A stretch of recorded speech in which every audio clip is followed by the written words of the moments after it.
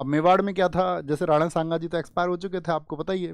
राणा सांगा जी के बाद में विक्रमजीत, विक्रमजीत मैंने आपको बताया था, विक्रमजीत शासक थे।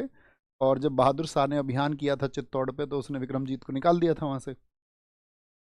तो राणा सांगा के जो चौथे बेटे थे राणा उदय सिंह, वो समय पे मतलब बच्चे थे आपका, और मतलब बाद में शासक वही बने। जब मैं अकबर के बारे में बताऊंगा तो मैं वहां पर एक वंश क्रम आपको समझाऊंगा, तब और ज़्यादा अच्छा समझ।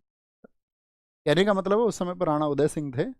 और यही किस्सा है जो भारतीय इतिहास में, जो मैं कहता था हमको बचपन से पढ़ाया जाता था, मुझे आज भी ध्यान है कि शायद हमने उसको चौथी या पांचवी क्लास में पढ़ी वो कहानी। तो हमको तीन ही कैरेक्टर उसमें याद है। राजा विक्रमादित्य का भाई बनवीर, जिसको बलवीर भी कहा जाता था, तो बलवीर ने राजा विक्रमादित्य की हत्या कर दी। और साथ में आपका राणा सांगा के जो वंशज थे उदय सिंह, उनको भी खत्म करना चाहता था। तो उस समय एक धाय माँ थी पन्ना, याद रख लेना। इसी समय क्या है उसका, 1544 में मेवाड़ अभियान। और मेवाड़ कैंपेन के टाइम पे कौन थी, आपका धाय माँ पन्ना। आप सबको पता होना चाहिए कि रानी कर्णावती उन्होंने जौहर कर लिया था, और अपने बेटे को किसको दे गई थी, पन्ना को, पन्ना धाय को, कि भाई तुम इसका ख्याल रखना, हम तो जौहर करने अब जा रहे हैं। तो धाई माँ का अपना बेटा भी था चंदन। चंदन और राणा उदय दोनों एकदम से एक जैसे थे, कद काठी के एक जैसे थे। तो जब विक्रमादित्य की हत्या करके उनके भाई बनवीर ने ये सोचा कि मैं उदय सिंह की भी हत्या कर दूं, तो उदय सिंह के बारे में, मतलब उदय सिंह की हत्या की योजना बनाई जा रही है, इस बारे में पता चला पन्ना धाय को। तो पन्ना धाय ने उन सोते हुए, आपने सुना होगा, सोते हुए उदय सिंह की जगह पे किसको लेटा दिया, अपने बेटे चंदन को।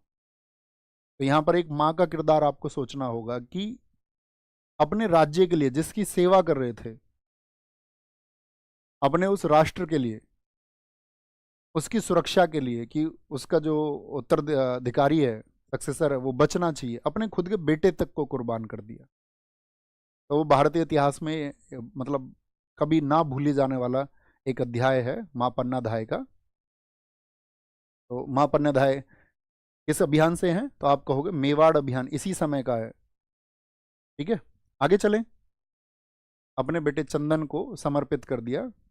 और यही हमारी संस्कृति रही है। हमने सीखा कहाँ से है, हम सब ने। भारत की संस्कृति क्यों महान बनाती है, जैसे कि एक किस्सा यहाँ पे गुजरात का भी है, ऐसा ही सेम किस्सा है।